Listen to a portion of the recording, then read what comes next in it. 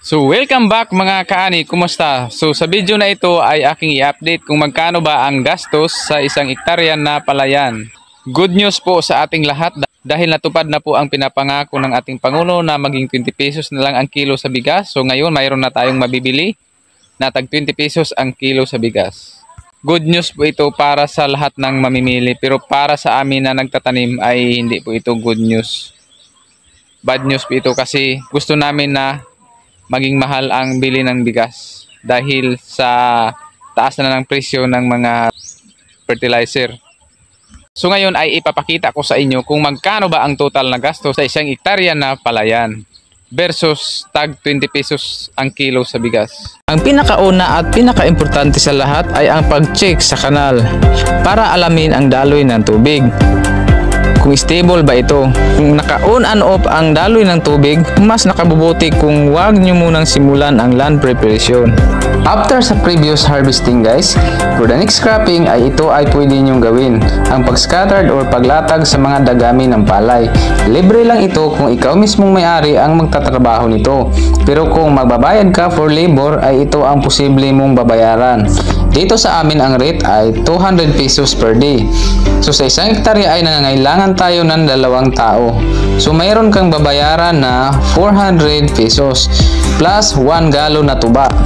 So the total of 460 pesos ang total mong babayaran. Depende sa dami ng mga dagami. Kasama ang pag-ayos sa kanal ay pwede kang gumastos dito ng 860. Ang susunod yung paghandaan ay ang paghanap ng palay seeds. Libre lang ito kung makaabil ka sa mga free seeds program sa Department of Agriculture. Kung ikaw naman ay hindi makaabil, depende kasi sa inyo kung anong seeds ang inyong gagamitin. Pwede kang gumamit ng hybrid seeds at pwede ka rin gumamit ng certified seeds. Kung certified seeds ang gagamitin nyo, ay nagkakahalaga ito ng 1,200 per bag. So sa isang hektarya ay nangangailangan tayo ng 2 bags. So pwede kang gumastos ng 2,400 sa paghahanda lang ng binhi. Ang susunod natin na ihanda ay ang pagplat sa seedbed at paghanda sa punla. Hindi ito masukat sa per day na suhulan, kaya dito sa amin ay ginawa itong pakyawan ang suhulan. Kaya pwede kang gumastos ng 300 pesos paghanda lang sa punla at sa seedbed. Ang susunod na gawin ay ang paghantraktor sa palayan. Kung wala kang sariling hantraktor ay pwede kang magrenta.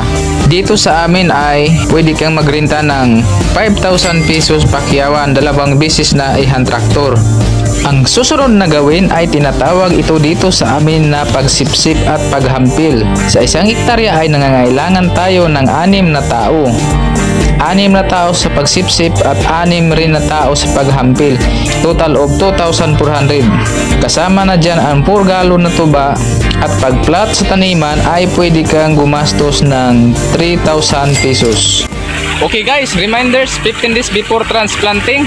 Huwag kalimutang pumunta sa inyong pinakamalapit na agriculture office para ipa-insured ang inyong bagong tanim. At least kahit papaano, kapag may sakuna, kapag may damage ay mayroon tayong matanggap na 20,000 per hectare galing sa PCIC. Depende sa damage. Ang susunod na hakbang ay ang paglipat tanim or transplanting. Kung ikaw ay walang sariling planting machine ay pwede kang magsuhol ng tao. Kung wala kang pangsuhulang, pwede nyong gawin ang seasonal na agreement. Ibig sabihin kung sino ang magtanim, siya rin ang mag-harvest. Mag-adjust lang sa sharing percentage. Kung ikaw naman ay maraming perang pangsuhol, so sa isang hektarya ay nangangailangan tayo ng 15 na tao o higit pa na trabahador. Kasama na dyan ang pag-ibot sa punla, ay pwede kang gumastos ng 3,500. Ang susunod na hakbang, after 14 days, ay ang unang pag-apply ng fertilizer. Sa isang hektarya ay nangangailangan tayo ng 2 or 3 bags, depende sa pangangailangan sa tanim. As of now, ang presyo ng fertilizer ay hindi bababa sa 2,800. Kasama na ang labor, sa isang hektarya ay pwede kang gumastos ng 7,500. Ang susunod na step ay ang tinatawag na pagganot o pag-alis ng mga damo. Sa isang hektarya ay nangangailangan tayo ng 20 na tao o higit pa. Depende sa kapal o dami ng damo.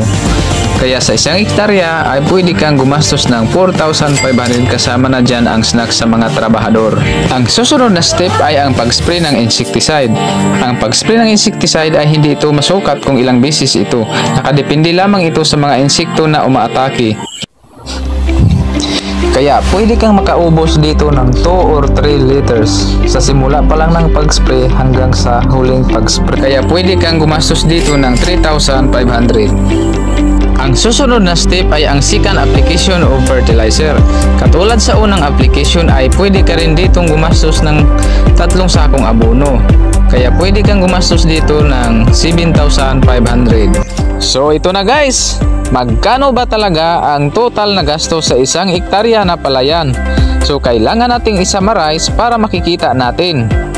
So kung nakikita nyo sa figure, ang overall total ay 38,060 pesos from land preparation to harvesting. So ang lahat ng iyon ay estimated lamang, iba pa rin sa actual. Nasa inyo pa rin kung paano nyo i-adjust ang expenses.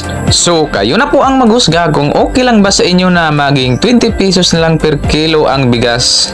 So, yun guys, kung may natutunan ka sa aking video, huwag nyo naman sanang kalimutang mag-subscribe at i-click ang notification bell para updated ka sa susunod nating video.